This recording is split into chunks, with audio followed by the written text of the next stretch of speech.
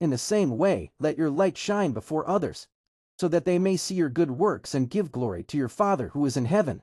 Matthew 5:16, ESV. Context and meaning. This verse concludes a section often referred to as salt and light within the Sermon on the Mount. After comparing his followers to the light of the world, Jesus uses this directive to explain the purpose of that light. Let your light shine. This isn't about seeking personal fame or being showy. Rather, it is an instruction to live authentically and visibly in accordance with one's values. Good works. These are the tangible actions: kindness, integrity, and service that make the light visible to the community. The ultimate goal. The verse emphasizes that the end result of these actions shouldn't be self-congratulation, but rather pointing others toward a higher source of glory. Practical application.